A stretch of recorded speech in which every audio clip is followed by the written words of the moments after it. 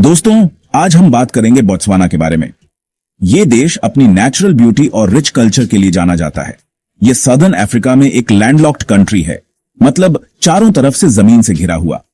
Botswana का landscape बहुत Divers है। यहां कालाहारी डेजर्ट की ड्राइनेस और ओकावांगो डेल्टा के पानी का अमेजिंग कॉम्बिनेशन देखने को मिलता है। ये कंट्रास्ट इसे और भी खास बनाता है।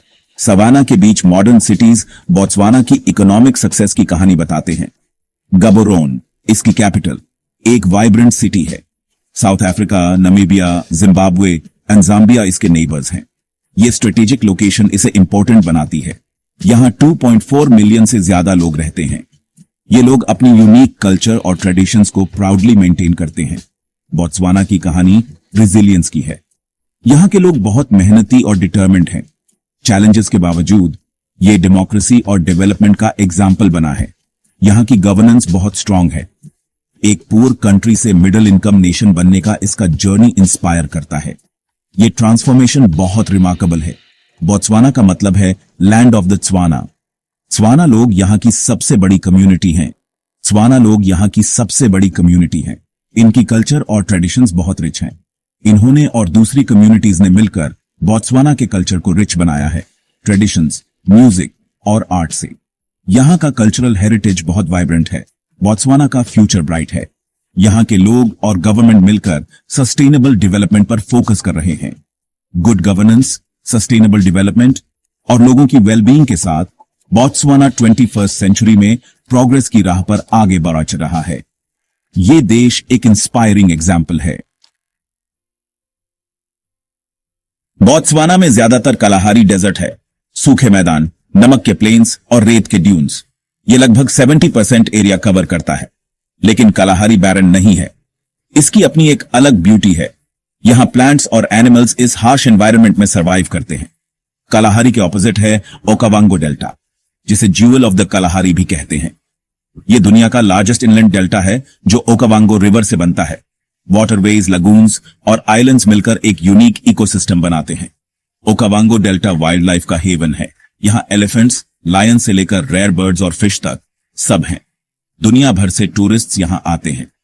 बोत्सवाना का एक और नेचुरल ट्रेजर है चोबी नेशनल पार्क। यहां अफ्रीका में सबसे ज्यादा एलिफेंट्स हैं। लश फ्लड प्लेन्स से लेकर डेंस वुडलैंड्स तक यहां कई तरह के एनिमल्स रहते हैं। सफारी लवर्स के लिए यह परफेक्ट प्लेस है। बोत्सवाना का हिस्ट्री बहुत पुराना है। यह लैंड, जो आज कालाहारी डेजर्ट के नाम से जाना जाता है, सदियों से कई कल्चर्स और सिविलाइजेशंस का घर रहा है। स्टोन एज से यहां लोग रहते थे। यहां के एंशिएंट स्टोन टूल्स और प्री हिस्टोरिक कैंप साइट्स इस बात का सबूत हैं। सैंड पीपल, जिन्हें बुशमैन भी कहते हैं, यहां के अर्लीस्ट इनहैबिटेंट्स थे। ये लोग हंटर गैदरर्स थे और डेजर्ट की हार्श कंडीशंस में सर्वाइव करते थे। उनकी रॉक आर्ट उनकी लाइफ और बिलीफ्स के बारे में बताती है। इन पेंटिंग्स में एनिमल्स, हंटिंग सीन्स और स्पिरिचुअल सिंबल्स देखे जा सकते हैं। 6ठी शताब्दी के आसपास बैंटू स्पीकिंग ग्रुप्स जैसे त्स्वाना लोग यहां आने लगे। ये लोग एग्रीकल्चर और कैटल हर्डिंग में माहिर थे। त्स्वाना लोगों ने पावरफुल चीफडम्स बनाए और बोत्सवाना में डोमिनेंट ग्रुप बन गए। उनके चीफडम्स ने रीजन में पॉलिटिकल और इकोनॉमिक स्टेबिलिटी लाई। 19th सेंचुरी में यूरोपियंस के आने से बहुत चेंजेस हुए। उन्होंने यहां के रिसोर्सेज में इंटरेस्ट दिखाया और एक्सप्लोरेशन शुरू की। मिशनरीज क्रिश्चियनिटी फैलाने लगे और ट्रेडर्स आइवरी और दूसरे रिसोर्सेज ढूंढने लगे। इससे लोकल कम्युनिटीज पर गहरा असर पड़ा। साउथ अफ्रीका में गोल्ड और डायमंड्स मिलने से यूरोपियंस का इंटरेस्ट यहां और भी आज गया। उन्होंने माइनिंग और ट्रेड के लिए इंफ्रास्ट्रक्चर डेवलप करना शुरू किया। बोअर सेटलर्स और इंटरनल कॉन्फ्लिक्ट से बचने के लिए तिस्वाना चीफ्स ने ब्रिटिश से प्रोटेक्शन मांगी। इससे रीजनल डायनामिक्स में सिग्निफिकेंट चेंजेस आए। 1885 में बेचवानालैंड, जैसा इसे तब कहा जाता था, ब्रिटिश प्रोटेक्टोरेट बन गया। इससे रीजन में कॉलोनियल इन्फ्लुएंस बढ़ा। ब्रिटिश रूल से स्टेबिलिटी तो आई, लेकिन कॉलोनियल एडमिनिस्ट्रेशन और पॉलिसीज ने बोत्सवाना लोगों की जिंदगी पर असर डाला। उनके ट्रेडिशनल वेज ऑफ लाइफ में कई बदलाव आए। 20th सेंचुरी के बीच में अफ्रीका में सेल्फ डिटर्मिनेशन की डिमांड बढ़ने लगी और बेचवानालैंड भी इससे अलग नहीं था। नेशनलिस्ट फीलिंग्स बढ़े और इंडिपेंडेंस के लिए पॉलिटिकल पार्टीज बने। सेरेत्से खामा, एक प्रोग्रेसिव लीडर जिन्होंने डेमोक्रेसी और रेशियल इक्वालिटी के लिए काम किया, इंडिपेंडेंस मूवमेंट में इंपॉर्टेंट थे। उनकी लीडरशिप में बेचुआनालैंड पीसफुली इंडिपेंडेंस की तरफ बढ़ा। 1966 में बेचुआनालैंड इंडिपेंडेंट हुआ और रिपब्लिक ऑफ बोत्सवाना बना। सिरित्से खमा पहले प्रेसिडेंट बने और एक स्टेबल डेमोक्रेटिक नेशन की नींव रखी। बोत्सवाना का पीसफुल ट्रांजिशन और डेमोक्रेसी के प्रति कमिटमेंट ने इसे दूसरे अफ्रीकन नेशन से अलग बनाया। Section 5 the jewel in Botswana's crown diamonds and development. Independence के टाइम बोत्सवाना दुनिया के पूरेस्ट कंट्रीज में से एक था। 1960s में डायमंड्स मिलने से इसकी इकोनॉमी बदल गई। ज्वानेंग माइन, दुनिया की रिचेस्ट माइंस में से एक, से बोत्सवाना को बहुत रेवेन्यू मिला। सिरित्से खामा और उनके सक्सेसर्स ने इस वेल्थ को वाइजली मैनेज किया। डायमंड माइनिंग से मिले पैसों को इंफ्रास्ट्रक्चर, एजुकेशन, हेल्थ केयर और सोशल प्रोग्राम्स में इन्वेस्ट किया गया। बोत्सवाना के डायमंड इंडस्ट्री की क्रिटिसिज्म भी हुई, लेबर प्रैक्टिसेस और एनवायरमेंटल इंपैक्ट को लेकर, लेकिन गवर्नमेंट ने इन इश्यूज पर ध्यान दिया और ट्रांसपेरेंसी और एथिकल सोर्सिंग को प्रमोट किया। Section 6 tourism exploring the wilderness James. Diamonds Botswana की इकोनॉमी का इंपॉर्टेंट पार्ट है, लेकिन कंट्री को डाइवर्सिफिकेशन की जरूरत है। टूरिज्म एक की सेक्टर बन गया है। Pristine wilderness areas, abundant wildlife और high quality low impact tourism Botswana की पॉपुलैरिटी बढ़ा रहे हैं। ओकावांगो डेल्टा अपने यूनिक इकोसिस्टम और वाइल्ड लाइफ व्यूइंग अपॉर्चुनिटीज के साथ एक टॉप सफारी डेस्टिनेशन है। लग्जरी लॉजेस और कैंप्स सस्टेनेबिलिटी और कंजर्वेशन पर फोकस करते हैं और विजिटर्स को अनफॉरगेटेबल एक्सपीरियंस देते हैं। चोबी नेशनल पार्क अपने एलिफेंट्स के लिए फेमस है और मग्गाडिगाडिपेंस नेशनल पार्क अपने लैंडस्केप्स और बाओबाब ट्रीज के लिए टूरिस्ट को अट्रैक्ट करते हैं।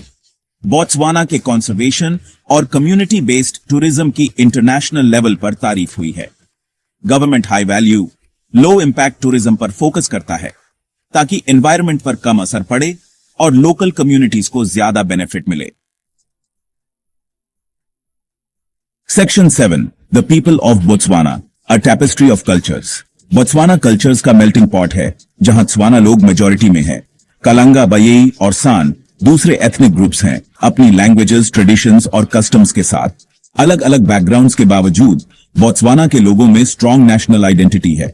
सेत्सवाना नेशनल लैंग्वेज है और इंग्लिश गवर्नमेंट और बिजनेस की ऑफिशियल लैंग्वेज है। बोत्सवाना का कल्चरल हेरिटेज रिच है।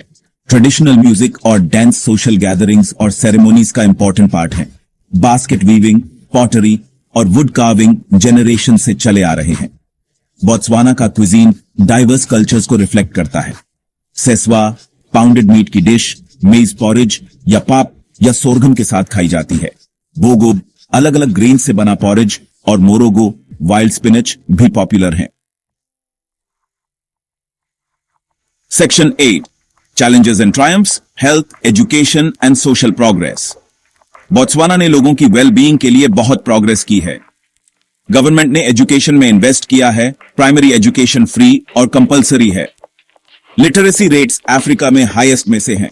हेल्थ केयर भी प्रायोरिटी है। पब्लिक हॉस्पिटल्स और क्लिनिक्स हैं। बोत्सवाना ने HIV एड्स से फाइट करने में रिमार्केबल प्रोग्रेस की है। प्रिवेंशन, ट्रीटमेंट और अवेयरनेस प्रोग्राम्स के थ्रू डिजीज के इंपैक्ट को कम किया गया है। अचीवमेंट्स के बावजूद चैलेंजेस हैं। अनएम्प्लॉयमेंट स्पेशली यंग पीपल के बीच एक कंसर्न है।